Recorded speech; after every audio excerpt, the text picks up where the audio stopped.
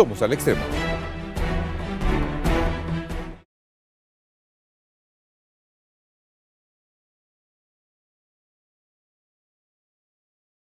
Solo le pido a Dios que el crimen y la corrupción no me sea indiferente.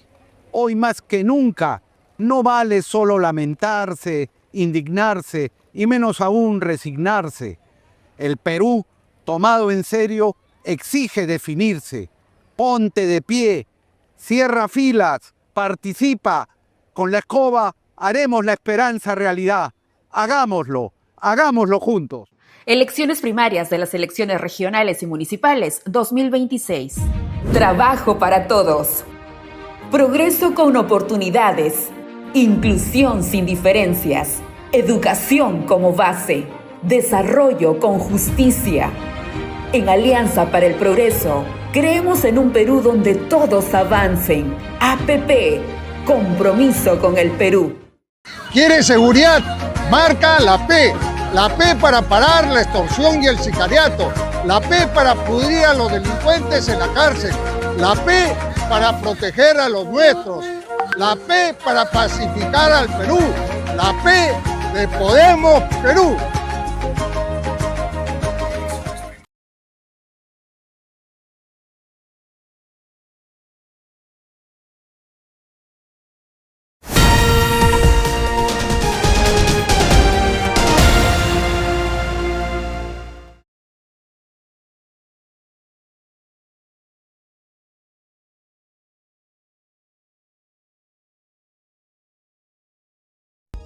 Abratec Ingenieros, Southern Perú, Expo Cobre 2026, Capilar Advance, Cap Petrol, Hotel Pacífico de Talara, Clínica Cavani, Viceversa Consulting 25 años. Presentan Tierra Adentro con Oscar Díaz.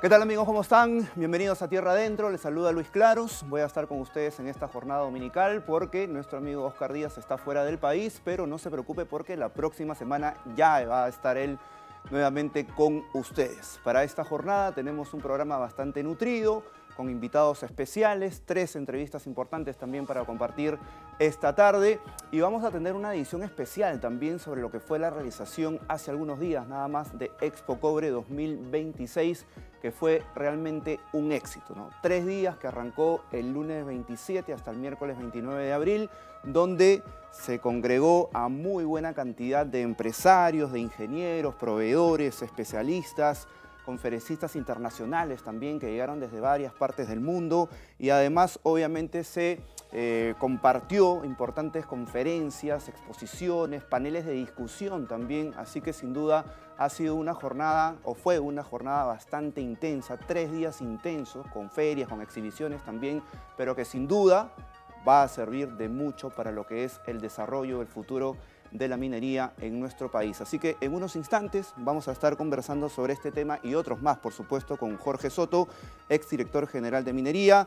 También vamos a estar desde Wall Street con José González, banquero de inversión, para hablar sobre el tema de la situación de Petroperú, que tiene un nuevo presidente, ¿no? ¿Ya cuántos van? Cómo se va moviendo todo este tema de la presidencia de Petroperú y también, obviamente, todo lo que significa la consecuencia de la guerra de Irán. Y vamos a estar también más adelante con el ingeniero Alfredo Olaya, quien es uno de los organizadores principales, por supuesto, de Expo Cobre 2026, para que nos dé un balance, todo lo que significó esta jornada realmente exitosa y también lo que se viene, ¿no? La próxima edición de Expo Cobre, que va a ser la número 4. Así que en adelante vamos a ir compartiendo todo esto que le he mencionado. Vamos de inmediato entonces con nuestra entrevista de portada, gracias a CETEMIN. Un segundo, una decisión, un movimiento puede detener todo o hacerlo avanzar. En minería, nada es menor, todo cuenta, porque el crecimiento sostenible depende del talento capacitado. CETEMIN, talento que sostiene. Entrevista de portada. Ya estamos con nuestra entrevista de portada y como lo habíamos anunciado, estamos ya con Jorge Soto, exdirector general de Minería. ¿Cómo está, Jorge? Hola, buenas mi estimado, noches. muy buenas Bienvenido. noches y Muchas gracias gracias por por la estar acá. invitación. No, gracias a usted, por Todo favor. gusto. A ver, ¿cuáles serían, digamos, las primeras conclusiones que sacaría a raíz de todo este evento que venía comentando, la realización de Expo Cobre, que ha sido exitoso, donde usted fue también precisamente conferencista, ¿no? Integrante de paneles importantes, y sobre todo lo que viene a ser el futuro, ¿no? El respecto al futuro de la minería peruana? ¿Cómo analiza esa situación? Sí, yo creo que hay que estar muy contentos mientras el país tenga eventos de trascendencia como Expo Cobre, que ha logrado la atención mundial. Eso nos ha llevado a tener ciertas perspectivas muy positivas para el país. Y hay que considerar que para el Perú lo que se ha dicho en este evento tan importante es que tienen el 50% de los proyectos Brownfield y Greenfield en el Perú, en Latinoamérica y en el Perú, importantes proyectos mineros que deberían desarrollarse. Esa es una de las conclusiones que yo tengo en cuenta, y la segunda, que es muy importante también, es que hay una demanda de cobre a nivel mundial de cerca de 10 millones de toneladas métricas finas, y yo creo que esto es un factor muy importante para el país.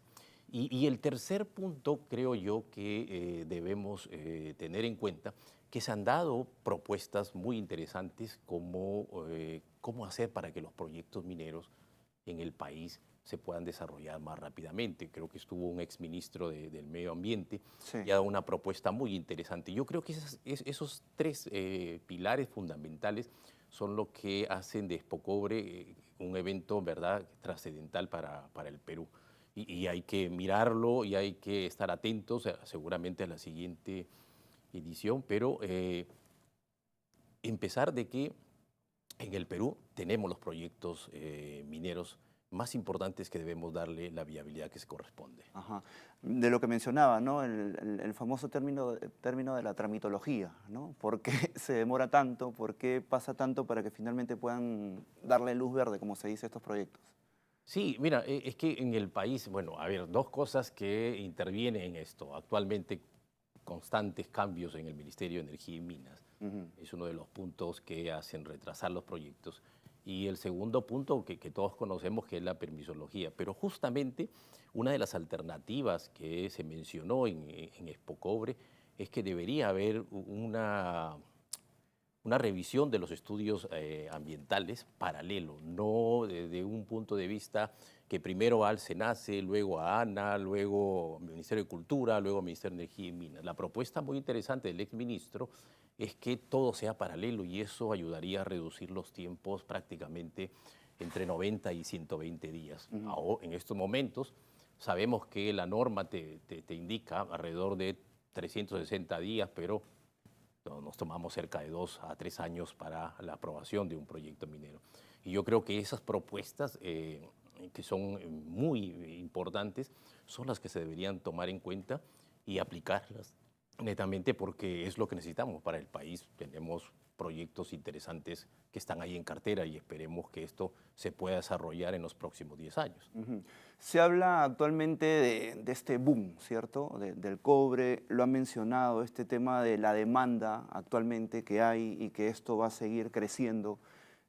Eso sin duda, por una lectura, es positivo, obvio, para nuestro país, ¿cierto? Como productor minero, puntualmente cuprífero, pero ¿qué retos implica también para poder cumplir precisamente esa demanda? Sí, mira, a ver, veamos que dentro del aspecto de reservas, Latinoamérica, Perú y Chile son los principales países que tienen las mejores reservas de cobre en el mundo.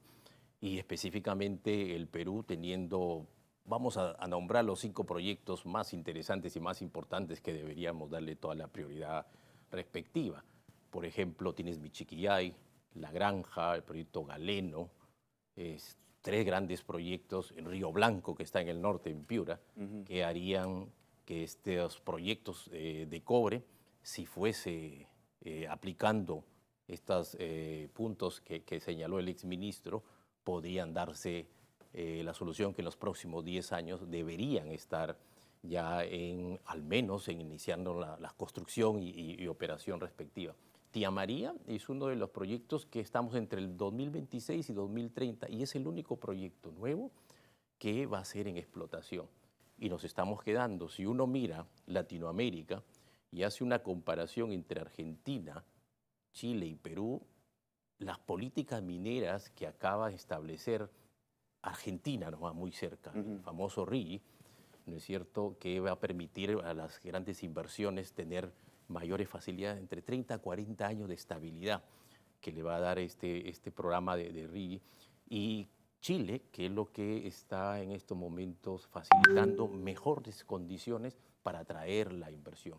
Perú es el momento, creo yo, de tomar cartas en el asunto y sabemos que llevamos 25 años de crecimiento en el ámbito minero, pero ya necesitamos fortalecer esos programas que hemos tenido de estabilidad jurídica, estabilidad tributaria, pero tenemos que ir un poco más allá debido a esta permisología para que no se nos vayan los proyectos mineros.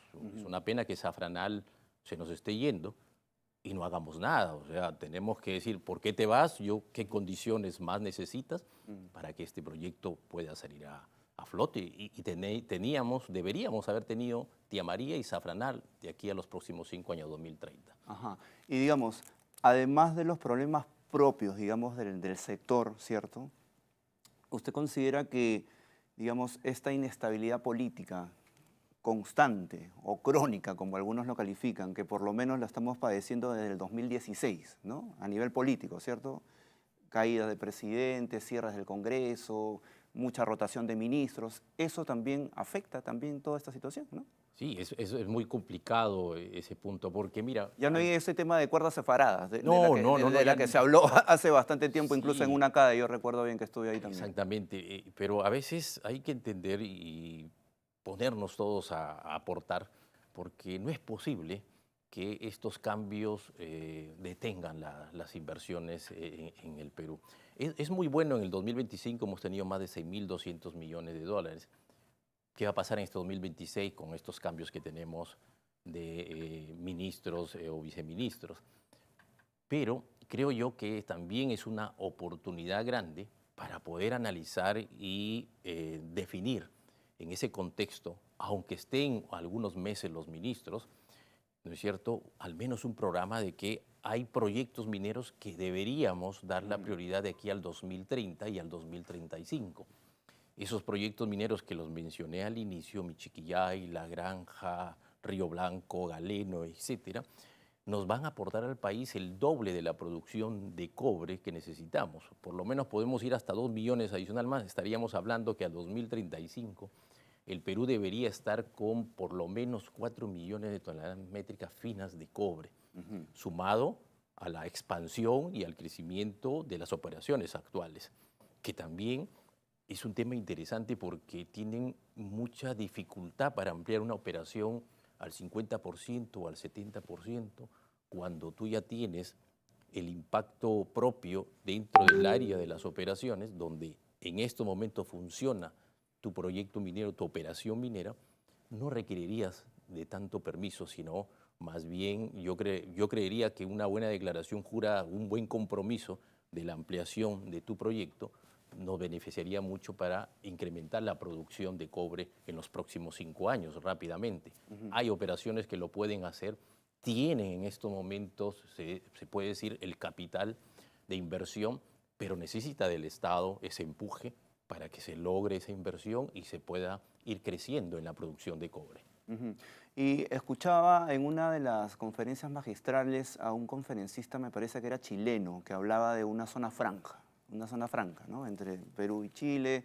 Habían otros que también querían sumar a Argentina, ¿no?, como un nuevo jugador importante también de aquí de la región. ¿Eso también le parece importante? ¿Una suerte de bloque, digamos, hacia el mercado internacional? Latinoamérica sí debería tener el bloque porque producimos solamente Chile y Perú, estamos cerca del 40% de la producción de cobre. Si sumamos Argentina y un poco Ecuador, lo he manifestado que llegamos a cerca del 50% de la producción mundial. Es decir, tienes para manejar en el mundo el cobre, en la producción de cobre. Y eso podría alinear, lógicamente, a tener un poder, porque tú geopolíticamente si uno analiza desde todos los contextos, la parte geopolítica del cobre es muy importante en Latinoamérica si es que la sabemos manejar y direccionar de acuerdo a los beneficios que requiere cada país y nuestras poblaciones. Yo creo que es un argumento válido el hacer este famoso triángulo, se podría decir, entre Perú, Chile y Argentina, ¿no es cierto?, para delinear lo que sería los próximos 10 años de la producción de cobre. Recordemos que China, en estos momentos, prácticamente el 50% de refinación del cobre lo tiene China. Y si uno ve desde el año 1990 al crecimiento que ha tenido exponencial China, ¿no es cierto?, un crecimiento de 2 dígitos que ahora está en 1 dígito, el consumo que tiene con la transición energética y lo necesario, realmente los precios van a mantenerse por encima de lo que estamos actualmente. Yo creo que los precios podrían llegar sumamente más de lo que tenemos actualmente y eso sería muy beneficioso para el país. Entonces hay que, digamos, estar preparados y mejorar todas las políticas para encaminar precisamente ese futuro que se ve bien, se ve positivo, ¿no? Total. La alta rotación de ministros tendría que ser algo que se dé de todas maneras. Sí, yo creo que ya en el próximo gobierno debería tener ese Debería cambiar eso. Debería cambiar efectivamente y mantener por lo menos los 5 años. Y esto es lo que se habló en el Expo Cobre y yo creo que hay que valorar porque estos puntos finales que se dieron nos llevan a que el país sí tiene las facilidades de poder lograr los objetivos siempre y cuando pues trabajemos todos de la mano, es decir, el mismo Estado, la misma empresa, la misma sociedad civil, porque recordemos que gracias a la minería seguimos teniendo los grandes ingresos económicos para el país. Son casi 10.000 millones de soles que se han repartido a las regiones solamente en el año 2025. Es el segundo valor más alto de los últimos 25 años que llegamos a cerca de 16.000, 14.000 millones de soles. O sea que La minería y puntualmente el cobre es el que para la olla, como se dice entonces acá de Perú. así es exactamente, mi estimado Luis. Y, digamos, con este anuncio de la autorización del inicio de las actividades de explotación, ¿no?, del Tajo La Tapada, del proyecto Tía María, incluso se habla, ¿no?, de que Perú podría tener hasta 4 Tía Marías, ¿cierto? Y con eso elevar su producción a los 4 millones de toneladas. ¿Qué tan viable ve esa posibilidad? Mira, yo creo que es viable siempre y cuando, muy aparte de que tenemos posiblemente 4 Tía Marías, y esto es más que todavía no se ha descubierto. Recordemos que estos datos son de que hace muchos años que en el Perú se hizo exploración a través del INGEMEC. Pero esto sí y solo sí se puede hacer siempre y cuando tengamos 2 cosas fundamentales. 1, establecer verdaderamente el permiso que se requiere, la permisología que se requiere exactamente para un proyecto minero. Deberíamos estar hablando verdaderamente de una aprobación máxima, ¿no es cierto?, de todos los procesos de 1 año. Estamos compitiendo ya con Argentina, estamos compitiendo con Chile. No deberíamos pasar 1 año y dejarle los 2 años que requiere la compañía entre buscarle el financiamiento, claro, ¿no es cierto?, y en hacer los estudios respectivos. Yo creo que ese es un punto fundamental.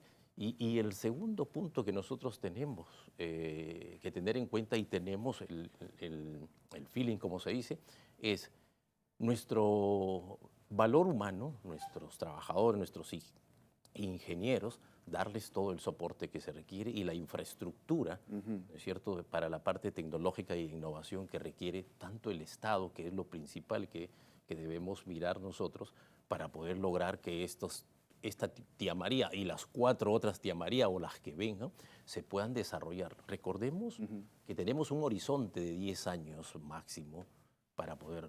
¿Qué puede pasar a partir de 2035 o al 2050 si es que no aprovechamos todos estos minerales? Puede que nazca o haya una nueva tecnología en la cual el cobre quizás no pueda ser ya requerido. Yo espero que eso todavía vamos a tener buen tiempo, ¿no es cierto?, 2050, pero sabemos que la inteligencia artificial, la innovación es constante cada día y eso nos puede jugar algo en falso en los próximos 10 años si no estamos preparados. Importante, entonces no hay que dormirnos, como se dice, y aprovechar esta gran oportunidad que tenemos. Muy bien. Jorge, muchísimas gracias por estar esta noche con nosotros. Gracias a ustedes y Perfecto. que sigan los éxitos a todos ustedes. Muchísimas gracias. Estuvimos con Jorge Soto, exdirector general de Minería. Cerramos así entonces nuestra entrevista de portada. Nos tenemos que ir a nuestra primera pausa comercial aquí en Tierra Adentro, pero antes los dejamos con el dato duro. Atención.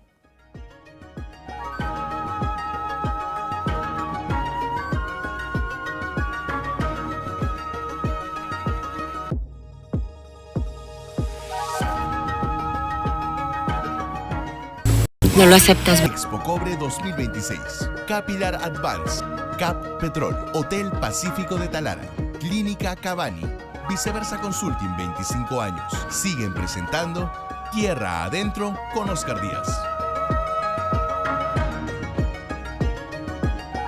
Bien amigos, seguimos en vivo aquí en Tierra Adentro y vamos de inmediato con nuestro bloque desde Wall Street gracias a Capital Advance. Hoy un implante capilar ya no significa rapar.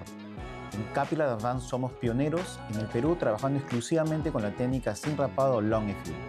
Obtén resultados inmediatos y sin inflamación. Puedes retomar tu rutina al día siguiente. Estamos elevando los estándares de calidad en el Perú en implante capilar. Desde Wall Street con José González. Bien, ahí está claramente la presentación entonces de este segundo bloque. Ya estamos aquí en vivo, aquí en ATV+, con José González, reconocido banquero de inversión. José, buenas noches, muchas gracias por estar con nosotros. Encantado, placer siempre.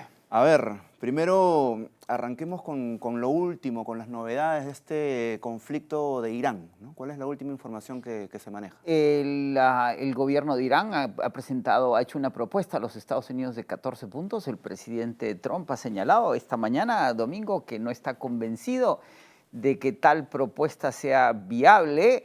El estrecho de Hormuz, para todo efecto práctico, sigue bloqueado y el presidente Trump anuncia esta tarde desde los Estados Unidos que la flota americana va a acompañar a los barcos que quieran cruzar por el estrecho. El problema con esa posición es que si la Armada norteamericana, la Marina de Guerra norteamericana va a acompañar a barcos comerciales en cruzar el estrecho, se incrementan las posibilidades de un conflicto entre las partes. La tensión.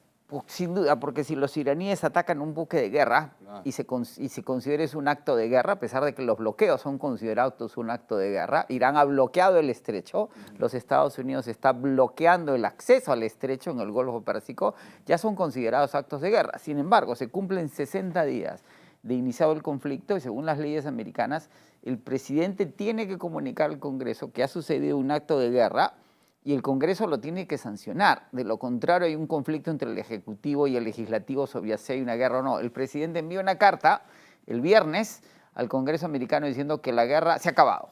Y sin embargo, la guerra continúa. Es decir, el problema es que hubo un evento similar en el Golfo de Tonkin en Vietnam en el año 65 y es cuando empieza el largo conflicto de 10 años en Vietnam, donde se perdieron la vida 48.000 soldados norteamericanos, 2,5 millones de vietnamitas y camboyanos. Nada sugiere que esta va a ser una situación similar, pero el petróleo que había bajado a niveles de 90 y tantos dólares el barril está abriendo en Londres en este momento, un pase unas horas a $108 el barril para el Brent. El petróleo sigue a niveles relativamente altos y se mantiene a niveles altos. Los mercados financieros, sin embargo, están al alza porque según los mercados financieros asumen que el conflicto se va a resolver en los próximos 30 o 60 días. La opinión de los expertos en Irán es que Irán solo tiene resiliencia, estamina para resistir otros 30 o 60 días, a partir de los cuales debería empezar a ceder. En Estados Unidos vamos a tener presión inflacionaria, aumento en las tasas de interés. Se reporta que el petróleo que estamos recibiendo hoy es el último petróleo que salió antes del conflicto y ahora es que vamos a ver los precios altos cuando se acerque el verano americano, que es la época donde más manejan los americanos y suben los precios de la gasolina. Se anuncia la carátula del Economist esta semana una crisis en el combustible de aviación en Europa. Y digamos, por esta escalada que está mencionando, esta tensión, ¿no?, que nuevamente está ahí en la palestra, el precio precisamente del barril puede subir aún más? ¿Hasta qué niveles podría llegar a subir? La proyección de los operadores, analistas y los bancos de inversión es que si la tensión continúa, podríamos llegar a niveles de 118. Si hubiera una guerra desatada, totalmente declarada, aquí lo que hay es un conflicto, pero no una guerra convencional como lo que hemos visto en Ucrania, entre Rusia y Ucrania. Claro. Que el precio del barril podría llegar a 175, $200. El problema es que una vez que llegamos a $200, las curvas de oferta y demanda se equilibran.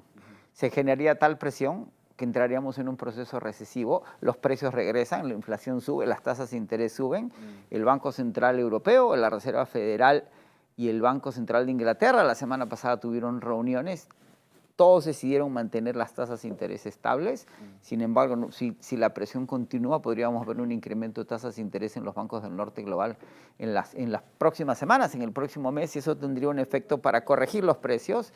El consenso es que incluso si el conflicto se acabase mañana, los precios se van a mantener a niveles alrededor de los 85, $95 por barril, y veníamos de niveles de 61, $63. Claro. Estamos en una época de cotizaciones en el petróleo altas que no van a retroceder a los niveles previos al conflicto. ¿Y en todo este proceso considera también que ha habido especulación? Siempre hay especulación. Los mercados son oportunistas por naturaleza, van a tomar ventaja de la oportunidad y lo vemos en los resultados de Petroperú. Mejores de lo esperado, precisamente por las cotizaciones del petróleo. Y sucede lo mismo. Sin embargo, el mercado del petróleo, como el de los físicos, como se dice, o sea, hay mercados financieros y mercados físicos, es un mercado que obedece mucho la oferta y la demanda. Y cuando hablamos del Brent, hablamos de lo que los traders, los operadores de mercado llaman el petróleo de papel. Son contratos que se registran en los mercados de futuros en Londres, en Chicago y en Shanghai, ¿sí?, para una entrega futura de petróleo. En los mercados físicos, si usted quiere comprar petróleo hoy en Singapur, hoy día, necesito petróleo, no un contrato, no, necesito porque si no tengo que parar la planta, se está pagando $166 el barril de entrega física de petróleo, ¿sí? Es decir, hay una diferencia y ahí se hace lo que los operadores financieros llaman arbitraje. Yo compro en el futuro y lo vendo en el físico. Me gano entre 108 y 166 una plática.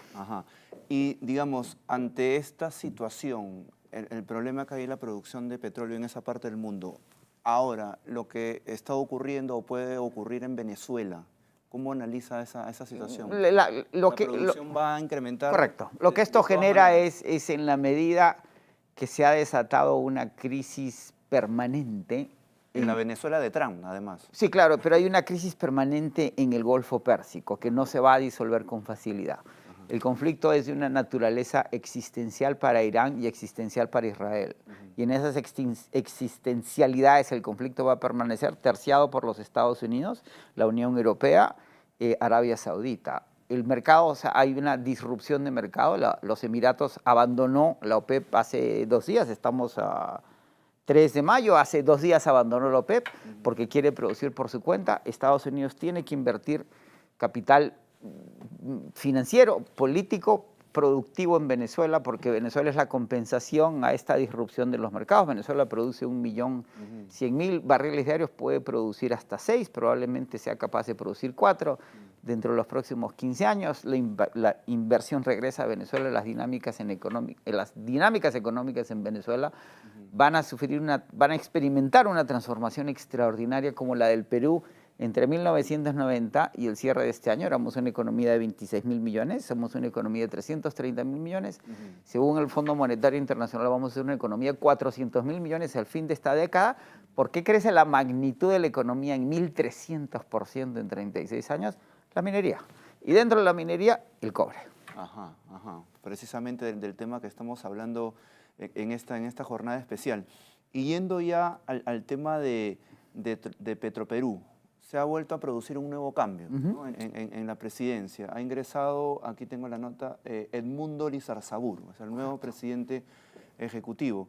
Pero ha habido, creo que es el 5º presidente en solo 7 meses. Sí, correcto.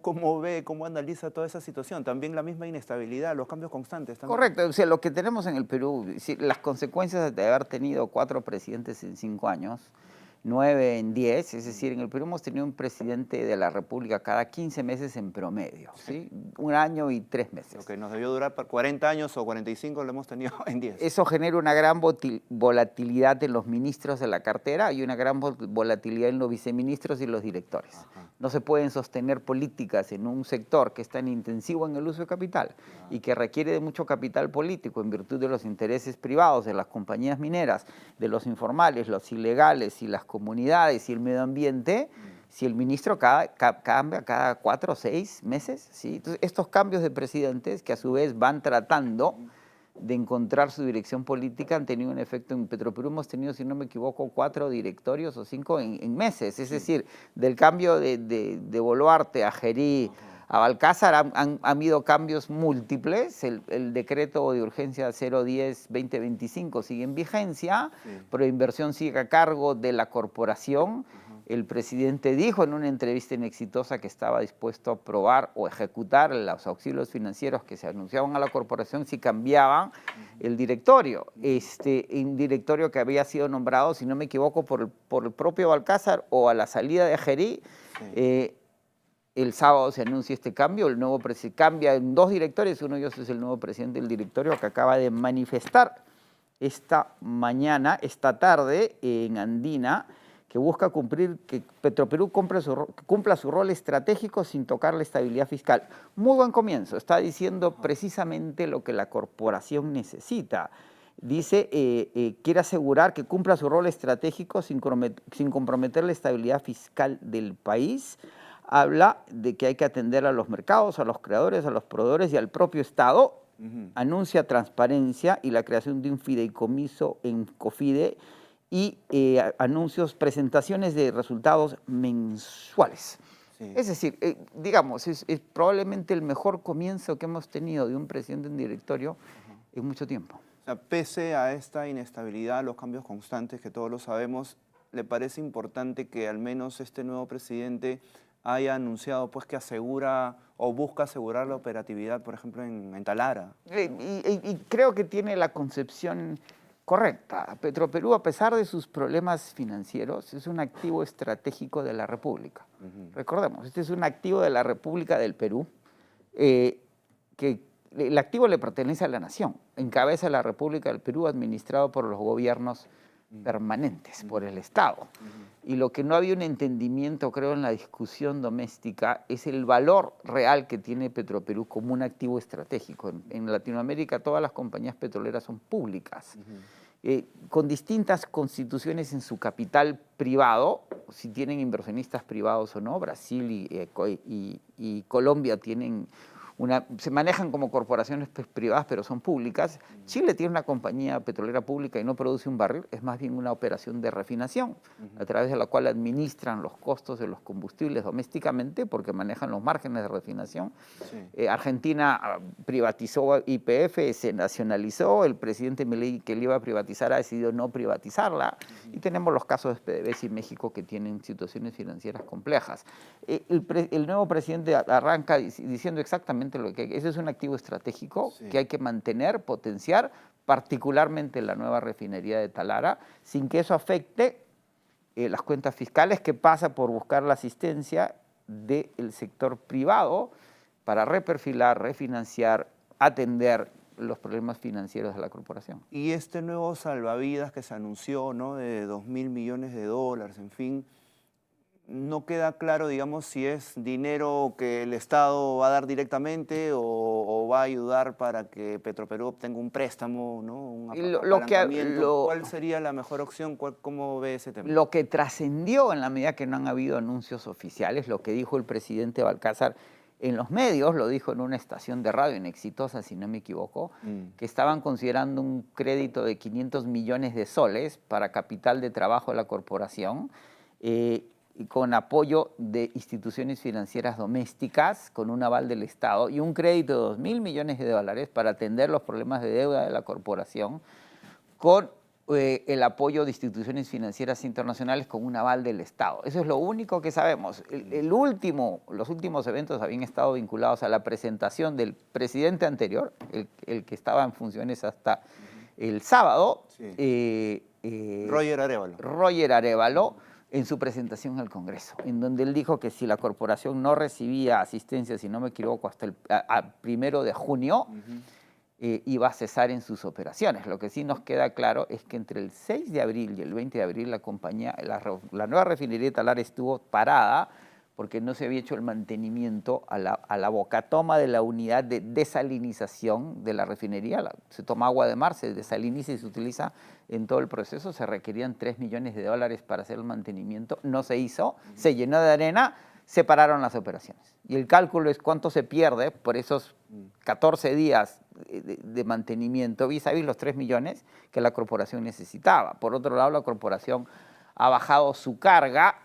Extraoficialmente se menciona que ha caído de 90.000 barriles promedio diarios a menos de 50.000, lo cual afecta su capacidad de refinación, lo cual hace que los peruanos paguemos todos producto refinado importado y que el margen de refino, lo que se paga entre el crudo y lo que se vende el producto refinado, se paguen a refinerías de terceros países y no se quede en el Perú. Y en su concepto, Petroperú está quebrada.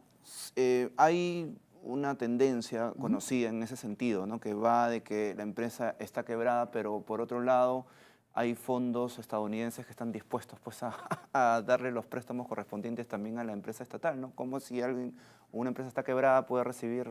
Según los estados financieros auditados de fines del año 24, estamos esperando los del 25, que deben salir en junio. Los estados financieros auditados se publican 6 meses después de cerrado el año y que son realmente a los que hay que referirse, porque las actualizaciones trimestrales, como la que vimos el viernes, no están auditadas todavía, pero uno tiene que tener confianza. Es una corporación que tiene bonos en los mercados internacionales y es muy difícil manipular los estados financieros. Según los estados financieros, el activo es superior al pasivo. ¿Sí? Ergo, la compañía no está quebrada.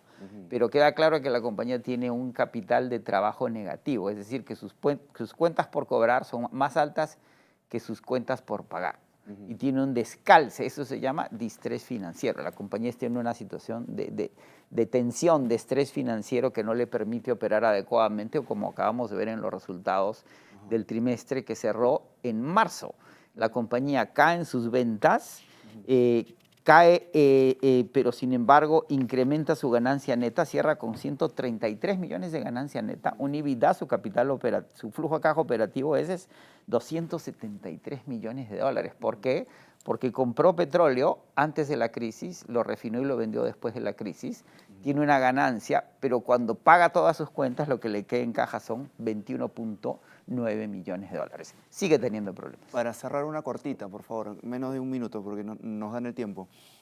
Más allá de los datos, las estadísticas que bien comparte, el tema económico, en el tema político, ¿va a ser un factor, considera, de cara a esta segunda vuelta? ¿Va a ser un tema importante, sin duda, en toda esta carrera política para ver quién llega finalmente a la presidencia? Como dice el exministro Montero de Energía y Minas, la economía peruana es un trípode.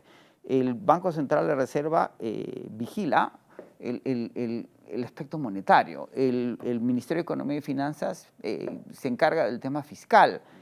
El Ministerio de Energía y Minas es el motor de la economía. Es donde más 62% de las exportaciones son mineras. La mitad de eso son exportaciones, más de la mitad de cobre.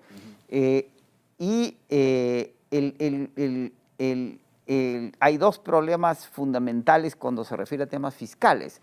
Uno es el tema del reinfo, la minería informal, hoy día minería legal particularmente en el oro, y el otro es Petroperú.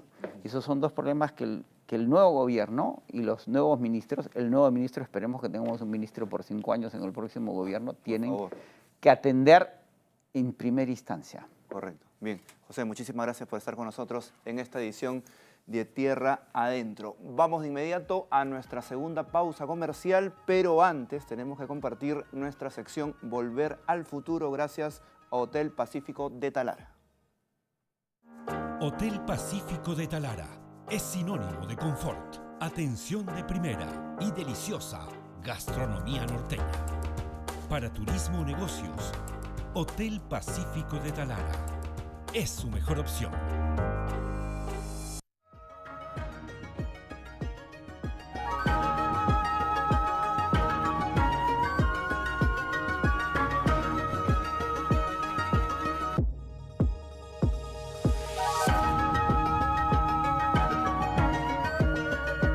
Lo que pasa es que estás un poco distraído, estás distraído. Está bien chancona con su agendita, no la dejaba. Voy a retomar.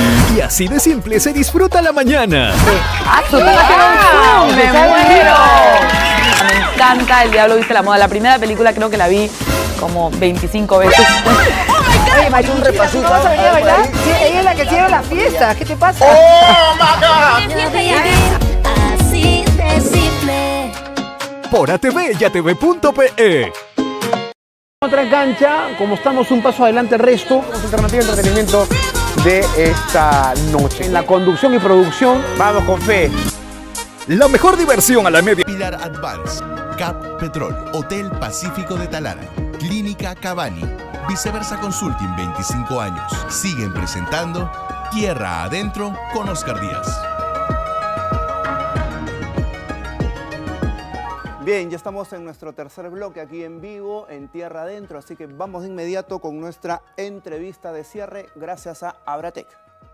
Abratec Ingenieros es la empresa líder en fabricación y reparación de repuestos mineros y metalmecánica. En Abratec Ingenieros, la fabricación y comercialización de productos de poliuretano y caucho de gran rendimiento son nuestra especialidad. Somos Abratec Ingenieros, 24 años aportando tecnología al crecimiento de la minería peruana.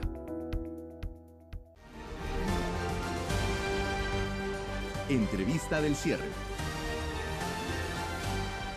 Ya estamos con la entrevista de cierre y estamos en vivo con el ingeniero Alfredo Olaya, presidente ejecutivo de Intermet, una de las empresas que organizó precisamente de forma exitosa la tercera edición de Expo Cobre 2026. Ingeniero Alfredo, ¿cómo está? Buenas noches. Hola Lucho, buenas noches. Bienvenido. Un gusto verte y gracias por invitarme. Nos reencontramos nuevamente. Así es. Después de la exitosa realización de Expo Cobre. Sí, realmente ha sido un esfuerzo de 1 año y medio en la cual el equipo de Intermet y Viceversa han estado haciendo un programa de clase mundial.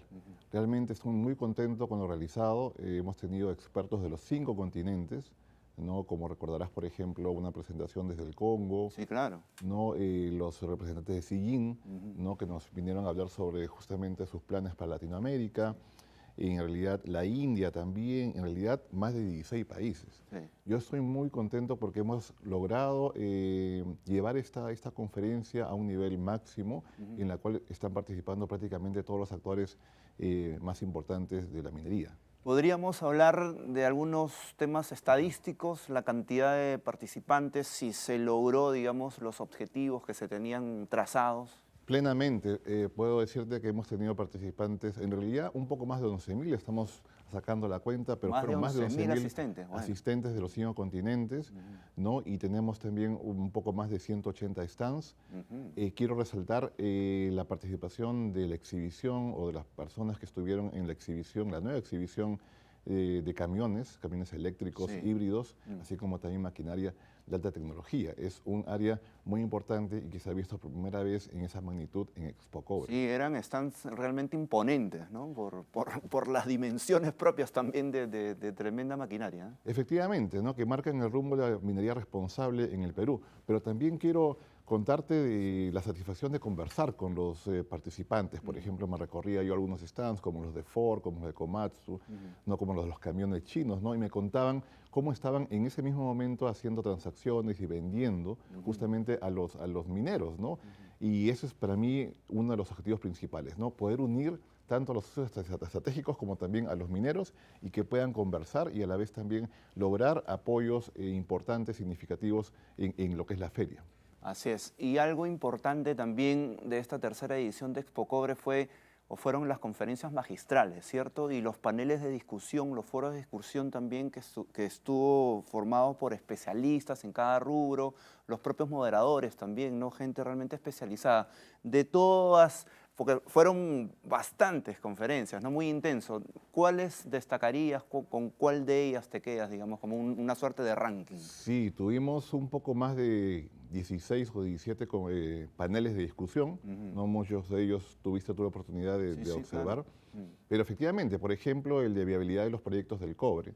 Tuvimos ahí a importantes representantes de la minería, especialmente los que están viendo las expansiones y los que están viendo los nuevos proyectos, y realmente hay mucho optimismo, pero también mucho hincapié en las cosas que debemos hacer justamente para acelerar los proyectos y aprovechar la oportunidad de cobre que tenemos, así le llamo yo, porque en realidad estamos en el momento en que la ola del cobre está en su máximo punto y por tanto nosotros y los expertos también dieron a entender cómo podíamos acelerar esto, ¿no? Pero también tuvimos, por ejemplo, el panel de las mujeres de cobre, ¿no? Realmente muy interesante cómo ver que cada vez más las mujeres están interviniendo no solamente en la parte operativa, sino también en la parte administrativa y en general en todos los recursos importantes para la minería. Chile tiene ya cerca del 25% de mano de obra femenina. Nosotros estamos todavía en el 10%, pero estamos subiendo en esto, ¿no?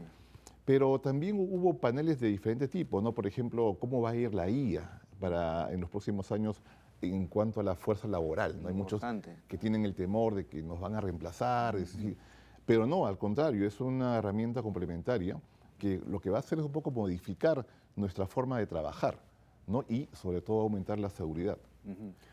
Pero también tuvimos, como te digo, muchos paneles como el destrabe de proyectos también. Alfredo, un panel que me pareció importante también fue la presencia de los gobernadores regionales, ¿no? De tres de las principales regiones donde se asientan precisamente estos grandes proyectos mineros.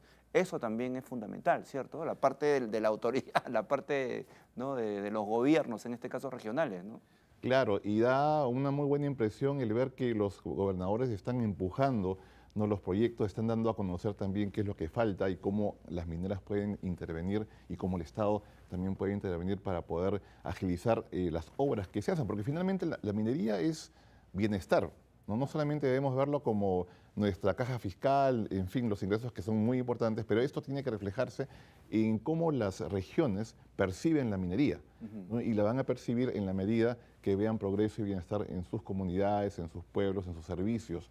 Y los gobernadores están ayudando, muchos de ellos los que estuvieron en Expo Cobre, recuerdo por ejemplo el de Ancash, el de Arequipa, etcétera, están dando sus puntos de vista y creo que están haciendo una labor importante y que es urgente, ¿no? Estamos también, no solamente los gobernadores, también tuvimos a los exministros también, que nos dan su punto de vista porque han estado dentro del Estado, o sea, conocen el monstruo por dentro y también dan a conocer un poco qué es lo que tiene que hacerse un poco para bajar quizá algunas regulaciones que están siendo ahorita un poco, digamos, jugando en contra, ¿no?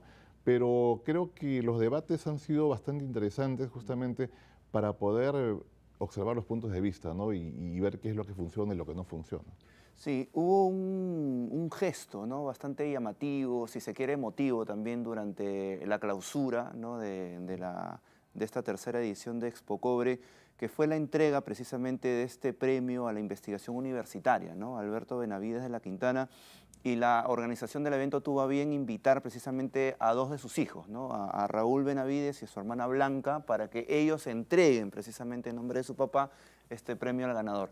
Ese ha sido un gesto también que el público en general valoró bastante, ¿no? Por supuesto.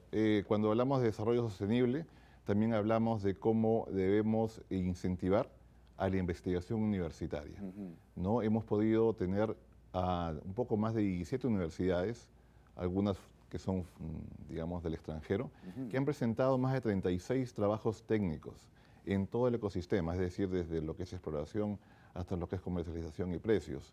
Y realmente es algo muy importante poder incentivar esto. Expo Cobre tiene como objetivo el poder también brindar un conocimiento validado y experiencias que estén siendo probadas para poder desarrollar mejor la minería. Y qué mejor que tener a los hermanos Benavides, hijos pues de don Alberto, que pudieran entregar este premio. Y vamos a seguir haciéndolo, ¿no? Este es el primer foro, digamos, premio, mejor dicho, a la investigación minera universitaria, pero que ya queda en la Expo Cobre y va a continuar en las siguientes ediciones.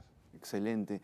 Y también, ¿qué valor le das al hecho de que el presidente de esta edición de Expo Cobre haya sido el director general de operaciones de Southern, ¿no? Que es una de las empresas mineras de mayor producción de cobre en nuestro Perú, en nuestro país? Estamos muy orgullosos de que Southern Perú haya apoyado el Expo Cobre. Efectivamente, Southern Perú fue la primera productora de cobre del año 2025. Y tuvimos el privilegio de tener una delegación, no solamente de Southern Perú, sino también del Grupo México. Jorge Mesa, definitivamente el líder de esta empresa, ha logrado quizá su hito más importante el año pasado, y creemos de que el estar en Expocobre también nos ha hecho apreciar toda la grandeza de Sauder y también de sus operaciones, así como también de sus investigaciones. Pero no solamente hemos tenido Sauder, hemos tenido también a 40 mineras y proyectos del Perú. Por tanto, creo que es importante el tener a los actores principales, ¿no?, de la minería, ¿no?, y poder también conocer sus preocupaciones y también sus puntos de vista. Sí, no, y sin duda el trabajo que ha hecho el ingeniero Mesa, como lo mencionaba en ese momento también en el cierre de la exposición, ha dejado la valla bastante alta, ¿no?, para quien va a ser el nuevo o el próximo presidente en la siguiente edición.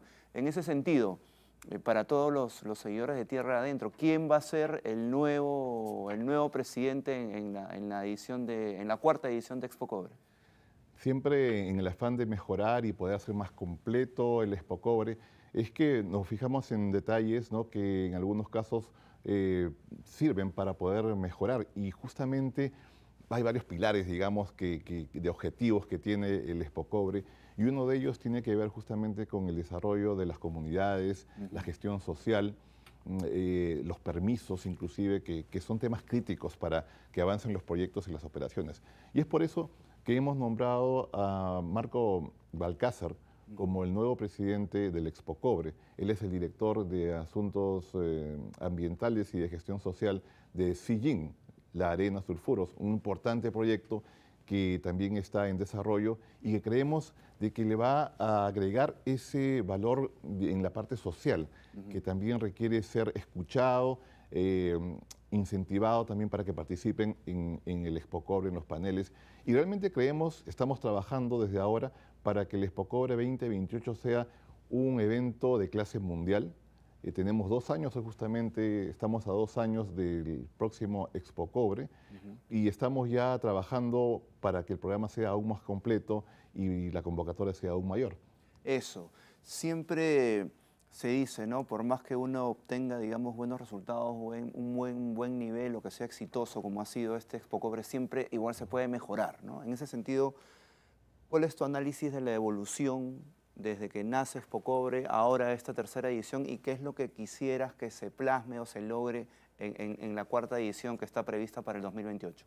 Sí, nosotros desde el año 2010 que creamos Intermet, vimos que la parte que lo que es capacitación al sector minero era un aspecto crítico dentro de la cadena de valor. Es por eso que iniciamos con cursos muy especializados, luego congresos muy también temáticos, y luego a partir más o menos del año 2018 es que ya veíamos que el cobre iba a tener una expectativa importante y que luego iba a haber una brecha, como ya se está viviendo en este año, es decir, estamos produciendo menos de lo que la demanda está exigiendo.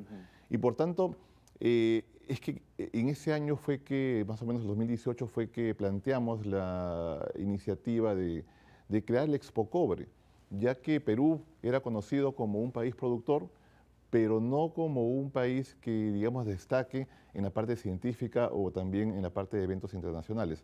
Es así que el año 2023 nace el primer Expocobre, ¿no? Y luego se hace el año 24 y finalmente el año 26, como hace una semana. Entonces las expectativas son muy grandes. Nosotros somos una empresa seria que cree en la minería responsable y por tanto está capacitada, tenemos recursos, el equipo de Intermet es fantástico y estamos preparando ya otros eventos, ¿no? Quisiera mencionar por favor. Que el 11 y 12 de junio tenemos el evento Aguas y Relaves 2026, que se realizará en el Hotel José Antonio de Miraflores.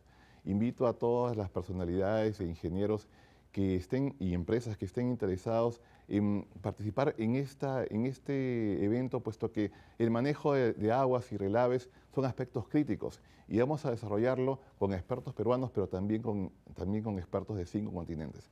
Así que los invitamos este 11 y 12 de junio a acompañarnos en Aguas y Relaves 2026. Pero también tenemos el Congreso Internacional de Flotación de Minerales el 20 y 21 de agosto en Lima también. Correcto. Ahí estamos viendo precisamente algunos de los flyers respecto a todos los eventos que está organizando tu empresa y que siempre está comprometida, obviamente, con el desarrollo de la minería. Alfredo, muchísimas gracias. Felicitaciones reiteradas por la organización de esta tercera edición de Expocobre. y que sigan los éxitos. 30 segundos para algo final que quieras Sí, decir. agradezco realmente a las más de 1000 empresas que han participado en el Expocobre 2026, a los exhibidores, a los expertos, un poco más de 11.000 participantes, a las universidades. En realidad hemos tenido una convocatoria muy interesante y creemos que estamos logrando un programa muy importante para la minería, ¿no? En general, y espero que nos acompañen en la siguiente edición, así como también en los congresos de Internet. Muchas gracias. Que así sea. Lucho. Muy bien. Alfredo, muchísimas gracias por estar con nosotros.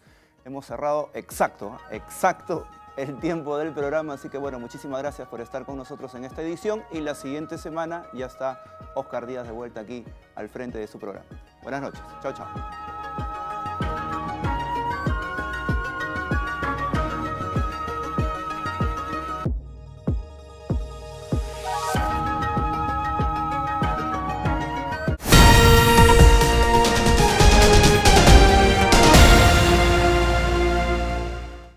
Los tratamientos naturales